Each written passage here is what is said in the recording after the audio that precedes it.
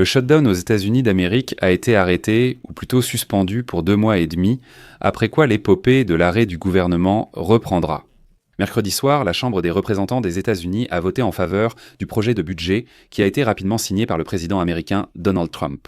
Ainsi, le travail du gouvernement fédéral reprendra après une interruption record de 43 jours. Il est intéressant de noter que le projet de loi pour mettre fin au shutdown a reçu plus de voix démocrates que prévu à la Chambre des représentants, relançant les débats internes au Parti démocrate sur l'affaiblissement de leur position. Dans cette édition, nous analyserons ce que le Congrès a adopté, comment cela affectera les Américains, et au-delà, quelle est ça l'essence de la crise, et qui a perdu ou gagné dans la lutte entre les républicains et les démocrates au cours de ces 43 derniers jours. Je m'appelle Alexei Pichi. Discutons ensemble de ce sujet, mais avant de commencer, je vous demande de vous abonner à cette chaîne, de mettre un like et d'écrire un commentaire détaillé sous cette émission. Abonnez-vous aussi à ma chaîne Telegram Pichi News via le lien en description. Nous y publions les actualités en temps réel dès leur arrivée.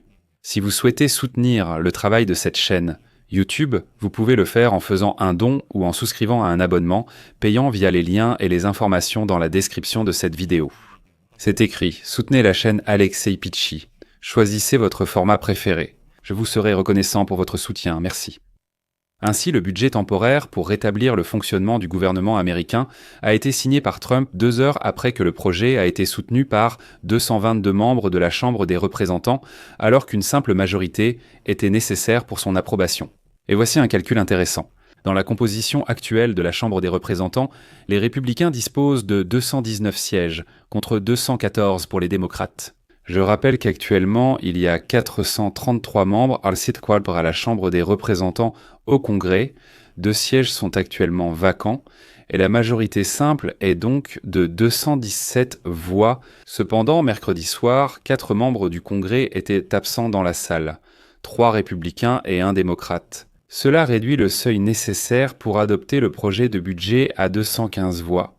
C'est-à-dire que les républicains avaient eux déjà la majorité, mais il y a eu encore 6 démocrates qui ont voté pour, ce qui a soulevé encore plus de questions. Le Parti démocrate traverse clairement une crise actuellement.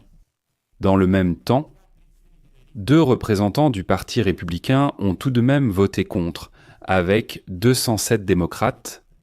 C'était avant les fêtes. Maintenant, analysons ce qui va changer après la fin du shutdown.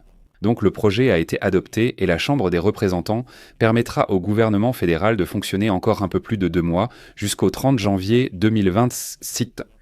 Le projet de budget adopté garantit que tous les ministères et agences fédéraux reprendront leur travail, leur financement étant assuré jusqu'à la fin janvier. De plus, cela signifie que les licenciements et les réductions parmi les fonctionnaires fédéraux causés par le shutdown prendront fin. Quant aux employés qui ont été mis en congé ou ont été obligés de travailler sans rémunération à cause du shutdown, comme par exemple les contrôleurs aériens, leur salaire a été versé rétroactivement par le passé.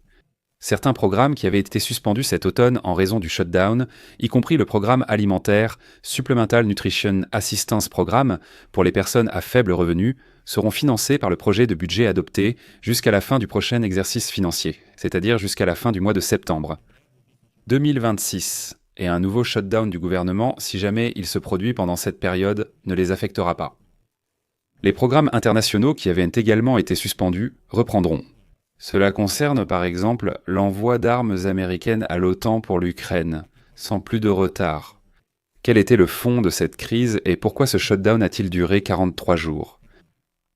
Le projet de loi budgétaire a été approuvé mercredi matin par la commission clé de la Chambre après une réunion de 7 heures des Mitsubishi par en raison.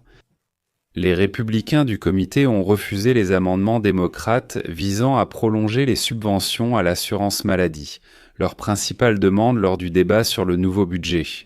Les démocrates ont essayé d'obtenir quelques concessions avant le vote. Des républicains, mais ils n'y sont pas parvenus. On s'attendait à ce que la Chambre adopte rapidement le budget provisoire, mais les interventions des membres du Congrès ont pris presque 2 heures de plus. Et le chef de la minorité démocrate à la Chambre des représentants, Hakeem Jeffries, a profité de la soi-disant « minute magique » qui lui permet, à la veille du vote final, de s'exprimer sans aucune limite de temps. Mais au final, son intervention a duré une demi-heure, et n'a pas porté uniquement sur les questions liées au fonctionnement du gouvernement. Et c'est là que le problème des démocrates est apparu. Jeffries a appelé les démocrates à ne pas voter pour le projet de budget, mais en vain. 6 personnes ça ne l'ont pas écouté. Il a également exprimé sa déception face aux actions de certains démocrates au Sénat qui ont soutenu les républicains lors du vote sur le projet de loi budgétaire lundi soir. La principale exigence des démocrates pendant le shutdown était d'inclure dans le projet de loi la prolongation des avantages fiscaux qui rendent l'assurance maladie plus accessible pour 24 millions d'Américains. Cependant, les républicains sont restés unis et ont refusé de céder, se contentant de promettre qu'un vote séparé sur la prolongation des subventions à l'assurance maladie aurait lieu en décembre. Vers la mi-décembre, cette proposition avait déjà été avancée par les républicains il y a plusieurs semaines. Désormais, les républicains peuvent dire sans hésiter que les démocrates ont retardé les choses artificiellement. Les démocrates ont finalement accepté la proposition de longue date. Cependant, il n'y a aucune garantie que, par conséquent, la mesure en vigueur sera approuvée par le Sénat. Et le président de la Chambre des représentants, Mike Johnson, n'a toujours pas confirmé qu'il soumettrait la question des avantages fiscaux au vote à la Chambre basse. C'est pourquoi la question se pose, qui a donc remporté ce combat? Avant le vote de mercredi, le président de la Chambre des représentants a assermenté la nouvelle députée élue de l'Arizona, Adelita Grijalva, une démocrate victorieuse lors des élections anticipées de septembre. Sa prise de fonction avait été retardée par la navette. Lorsque la Chambre ne siégeait pas, Grijalva a immédiatement déclaré qu'elle signerait une pétition obligeant le président de la Chambre, Johnson, à soumettre au vote un projet qui obligerait déjà le ministère de la Justice des États-Unis à publier tous les dossiers Epstein. Trump a immédiatement déclaré qu'aucun républicain ne devait soutenir de telles démarches. Quant au shutdown, les deux partis sortiront de la crise budgétaire avec des pertes politiques. Les sondages montrent que les électeurs tiennent un peu plus les républicains pour responsables du shutdown. Cependant, en raison de désaccords internes plus marqués chez les démocrates, les deux camps subissent des pertes politiques.